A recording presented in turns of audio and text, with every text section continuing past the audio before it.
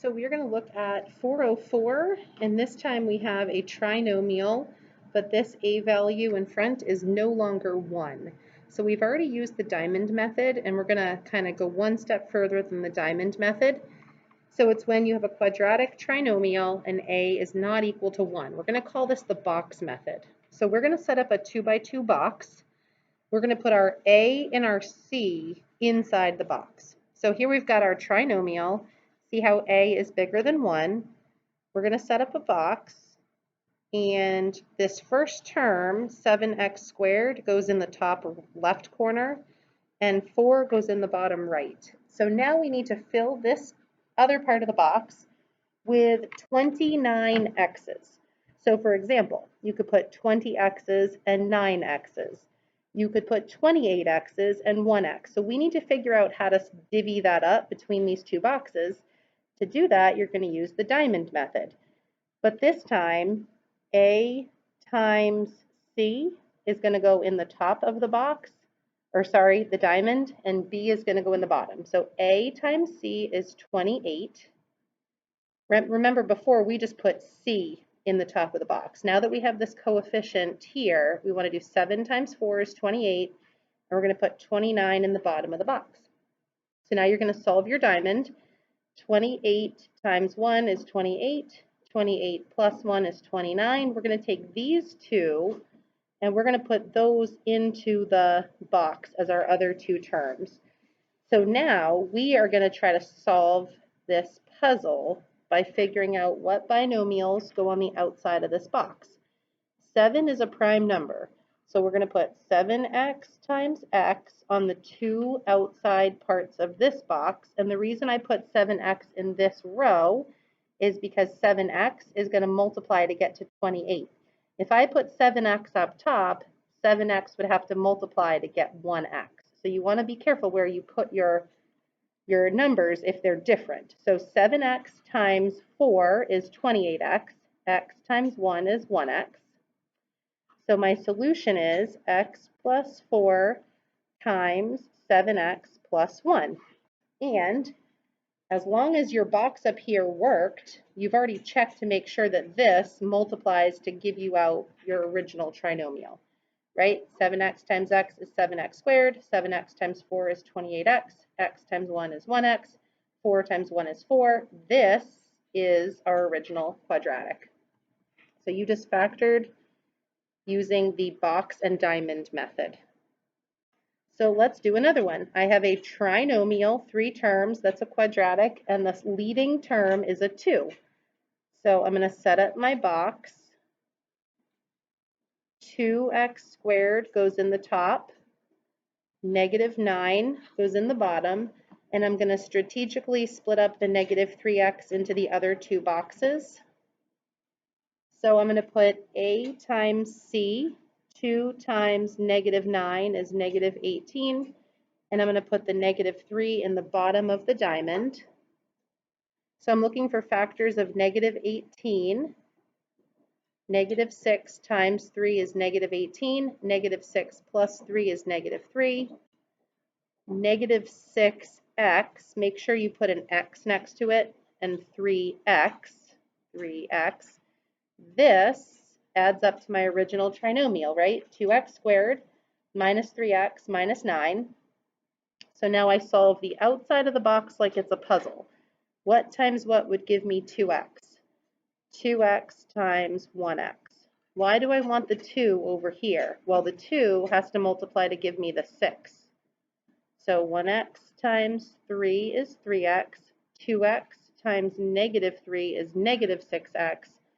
Negative 3 times 3 is negative 9. So you're checking that it comes out correctly, and then you're writing your answer, 2x plus 3 times x minus 3. So those are your two factors.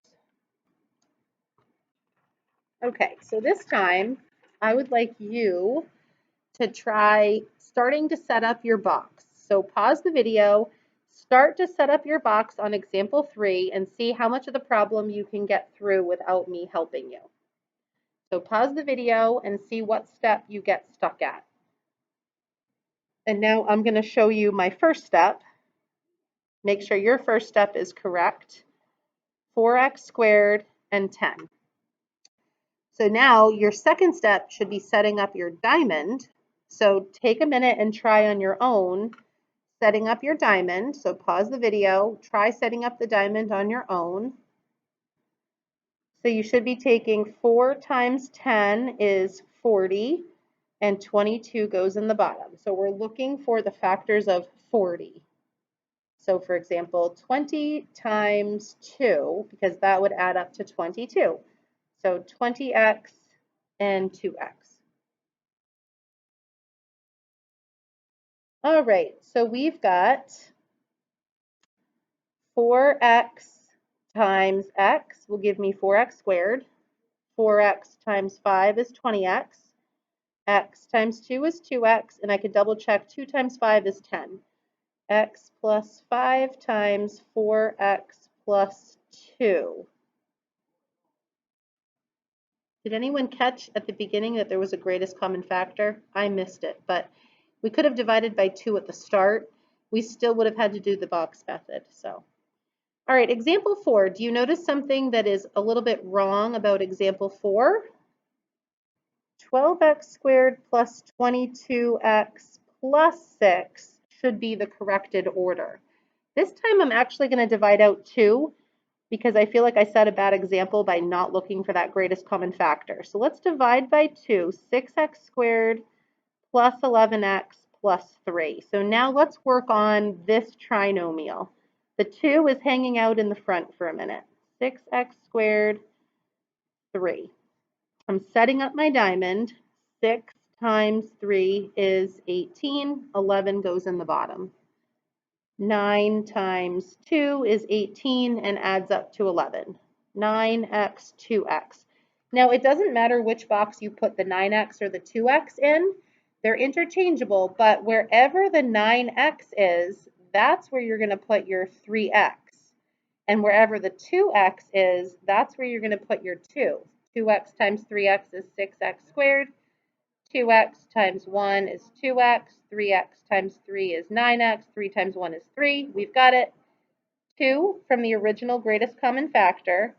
2x plus 3 from this top factor. 3x plus 1 from this side factor. So I've got it. Pause the video now and try those last 2 examples. And this time you have to factor and solve.